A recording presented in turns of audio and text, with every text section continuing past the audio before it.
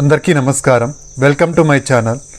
మన రాష్ట్ర వ్యాప్తంగా ఉన్న విద్యార్థులకు వాళ్ళ తల్లిదండ్రులకు మన రాష్ట్ర ప్రభుత్వం అయితే ఒక గుడ్ న్యూస్ని అయితే అందించిందండి. అదేంటి, దానికి సంబంధించిన విశేషాలు ఏంటి మనం ఈ వీడియోలో అయితే చూసేద్దామండి. మీరు ఇంతవరకు నా ఛానల్ని సబ్స్క్రైబ్ చేసుకున్నట్టయితే దయచేసి సబ్స్క్రైబ్ బటన్ పైన క్లిక్ చేసి గంట సింబల్ పైన ప్రెస్ చేసి ఆల్ పైన క్లిక్ చేయండి. దీనివల్ల నేను చేసే ప్రతి వీడియో యొక్క నోటిఫికేషన్ మీకు అందుతుంది. ఏపీ ప్రభుత్వ పథకాలకు సంబంధించిన ఏ సమాచారాన్ని మీరు మిస్ అవ్వకుండా ఉంటారు. లైక్ చేయండి, షేర్ చేయండి, వీడియోని ఎక్కడ స్కిప్ చేయకండి, చివరి వరకు చూడండి. దీనివల్ల ఇంపార్టెంట్ పాయింట్స్ మిస్ అవ్వకుండా ఉంటారు. ఇక ఆలస్యం చేయకుండా వీడియోలోకి అయితే వెళ్ళిపోదాం. మన రాష్ట్ర వ్యాప్తంగా ఉన్న విద్యార్థులకు వాళ్ళ తల్లిదండ్రులకు మన ప్రభుత్వం అయితే ఒక తీపి కబుర్ను అందించిందండి. మనకు ప్రభుత్వం అయితే ఇది మంచి ప్రభుత్వం అనే ఒక కాన్సెప్ట్తో ఒక గ్రామ సభలను అయితే నిర్వహించడం జరుగుతుందన్నమాట. రాష్ట్రంలోని వివిధ గ్రామాల్లో మంత్రులు, ఎమ్మెల్యేలు, చీఫ్ మినిస్టర్ గారు అందరూ కలిసి మనకు వివిధ చోట్లలో, రకరకాల చోట్లలో మనకు గ్రామ సభలు అయితే నిర్వహించడం జరుగుతుందన్నమాట. ఈ గ్రామ సభలు వచ్చేసి 7 రోజులు, అంటే సెప్టెంబర్ 20 నుంచి సెప్టెంబర్ 26వ తేదీ వరకు నిర్వహించడం జరుగుతుంది.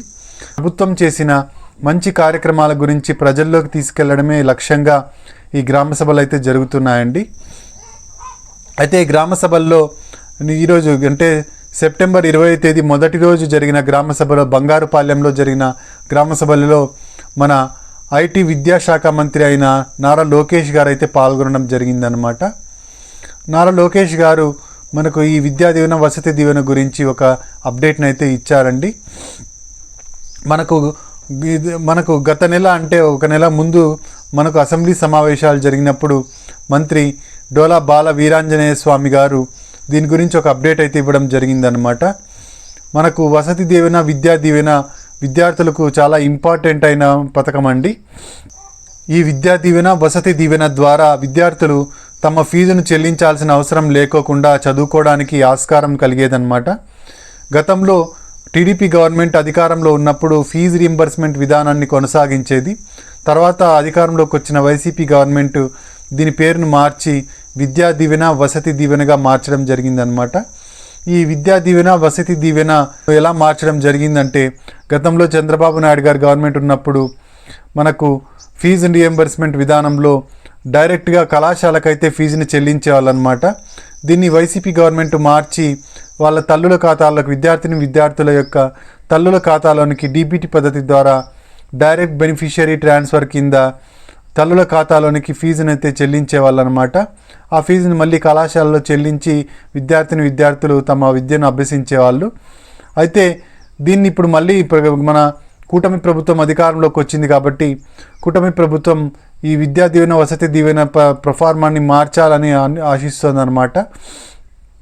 దీన్ని గతంలో ఏ విధంగా ఉండేదో, మనకు ఫీజు రీయింబర్స్మెంట్ ఏ విధంగా ఉండేదో ఆ ఫీజు రీయింబర్స్మెంట్ ప్రకారం మనకు విద్యార్థుల ఖాతాలో కాకోకుండా డైరెక్ట్గా కళాశాలకే డైరెక్ట్గా ఫీజుని చెల్లించాలి అని చెప్పేసి నిర్ణయం అయితే తీసుకోవడం జరిగింది. దీని గురించి మనం ఆల్రెడీ అప్డేట్ అయితే ఇవ్వడం జరిగిందనమాట గత వీడియోలో. మంత్రి డోలా బాల వీరాంజనేయ స్వామి గారు మనకు ఒక అడిగిన ప్రశ్నకు, మీరు జేవీడీని కంటిన్యూ చేస్తారా అని అడిగిన ప్రశ్నకు ఆయన సమాధానం ఇవ్వడం అయితే జరిగిందనమాట. విద్యా దీవెన, వసతి దీవెన ఖచ్చితంగా మేము కంటిన్యూ చేస్తాము అని అయితే చెప్పడం జరిగింది. అంతేకాకుండా మనకి ఏవైతే బకాయిలు ఉన్నాయో విద్యా దీవెన, వసతి దీవెనకి సంబంధించిన ఆ బకాయిలను కూడా చెల్లిస్తామని చెప్పేసి చెప్పడం అయితే జరిగిందనమాట. గతంలో వైసీపీ గవర్నమెంట్ అధికారంలో ఉన్నప్పుడు అప్పటికి ముఖ్యమంత్రి అయిన వైఎస్ జగన్మోహన్ రెడ్డి గారు బటన్ నొక్కి 3,480 కోట్లను అయితే రిలీజ్ చేయడం జరిగిందనమాట. అయితే అప్పటికి ఎలక్షన్ కోడ్ రావడంతో ఆ డబ్బులు అయితే విద్యార్థుల తల్లిదండ్రుల ఖాతాల్లోనికి చేరలేకుండా పోయాయి. అయితే ఆ అమౌంట్ని కూడా రిలీజ్ చేస్తామని చెప్పేసి మన మంత్రి బాల వీరాంజనేయ స్వామి గారు మనకు అసెంబ్లీ సమావేశాలు జరిగినప్పుడు ప్రకటించడం జరిగింది. దానికి సంబంధించి నిర్ణయం అయితే తీసుకోలేదు. 1 మంత్ అయ్యిందనమాట దీనికి సంబంధించి. అయితే మనకిప్పుడు ఒక కొత్త అప్డేట్ అయితే వచ్చిందండి. ఆ కొత్త అప్డేట్ ఏంటి అంటే, మన విద్యా ఐటీ శాఖ మంత్రి అయిన శ్రీ నారా లోకేష్ గారు బంగారుపాలెంలో జరిగిన ఇది మంచి ప్రభుత్వం కార్యక్రమంలో గ్రామ సభలో పాల్గొన్నారండి. ఇది మంచి ప్రభుత్వంలో గ్రామ సభలో పాల్గొన్నప్పుడు అక్కడ ఒక విద్యార్థిని అయితే ఒక క్వశ్చన్ వేయడం జరిగిందనమాట నారా లోకేష్ గారిని. సార్ మీరు అమ్మ ఒడి లేదా తల్లికి వందనం పథకం మరియు జేవిడి లేదా ఫీజు రీంబర్స్మెంట్ పథకాలను ఎప్పుడు అమల్లోకి తీసుకొస్తారు అని చెప్పి ఆ విద్యార్థిని అడిగిందండి. దానికి సమాధానంగా నారా లోకేష్ గారు స్పందిస్తూ ఈ విధంగా సమాధానం ఇవ్వడం జరిగింది. త్వరలోనే తల్లికి వందనం పథకాన్ని మనం అమల్లోకి తీసుకొస్తామని, అయితే ఇప్పుడు ఒక్కొక్క పథకాన్ని రూపకల్పన చేస్తున్నామని, ఒక్కొక్క పథకాన్ని ఆవిష్కరిస్తున్నామని, అధికారంలోకి వచ్చి 100 రోజులు అయిందని, త్వరలోనే దీపావళికి 3 సిలిండర్లు ఉచిత 3 గ్యాస్ సిలిండర్ల పథకాన్ని ప్రవేశపెడుతున్నామని, త్వరలోనే ఈ పథకం దివాళీలో రిలీజ్ చేస్తామని, అలాగే మిగిలిన పథకాలను కూడా ఒక్కొక్కటిగా మనం రిలీజ్ చేయడం జరుగుతుందని చెప్పేసి ఆయన చెప్పడం అయితే జరిగిందనమాట. అయితే అంతేకాకుండా ఈ జేవిడి పథకము లేదా ఫీజు రీంబర్స్మెంట్ పథకాన్ని లేదా తల్లికి వందనం పథకాన్ని, ఈ 2 పథకాలని వచ్చేసి మనకు అతి త్వరలోనే రిలీజ్ చేస్తామని కూడా ఆయన చెప్పడం జరిగిందనమాట. నారా చంద్రబాబు నాయుడు గారితో వచ్చే మంగళవారం అంటే అక్టోబర్ 1వ తేదీన ఆయన సమావేశం అవుతున్నారనమాట. దీనికి సంబంధించి ఈ తల్లికి వందనం మరియు వసతి దీవెన, విద్యా దీవెన పథకాల గురించి సీఎం గారితో చర్చించి దాని గురించి ఒక నిర్ణయం అయితే తీసుకుంటానని, త్వరలోనే అంటే 10 రోజుల్లోనే దీనికి సంబంధించిన జీవోను కూడా రిలీజ్ చేస్తానని ఆయన చెప్పడం అయితే జరిగిందండి. విద్యార్థులు చాలా ఇబ్బంది పడుతున్నారని, వాళ్ళు దానికి సంబంధించి ఆయనకు మెసేజ్లు కూడా చేస్తున్నారని, ఆ మెసేజ్ల్ని సీఎం గారి దృష్టికి కూడా తీసుకెళ్లానని, త్వరలోనే దీని గురించి ఒక నిర్ణయం అయితే తీసుకోవడం జరుగుతుందని ఆయన చెప్పడం అయితే జరిగిందండి.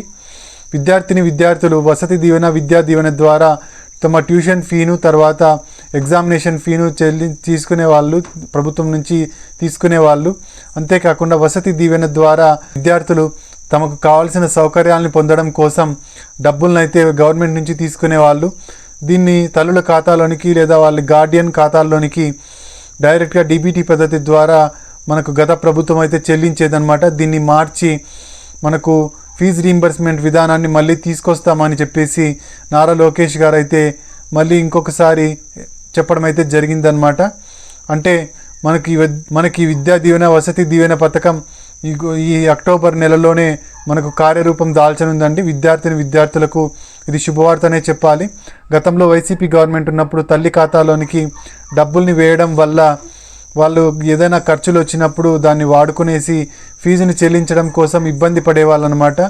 అయితే ఇప్పుడు ఆ పరిస్థితి లేకోకుండా ఫీజు రీంబర్స్మెంట్ విధానం ద్వారా డైరెక్ట్గా కళాశాలకు చెల్లించడం ద్వారా విద్యార్థులకు ఏ ప్రాబ్లం రాకుండా వాళ్ళ చదువుని కంటిన్యూ చేయొచ్చు అని చెప్పేసి మన మంత్రి గారు అయితే చెప్పడం జరిగిందనమాట.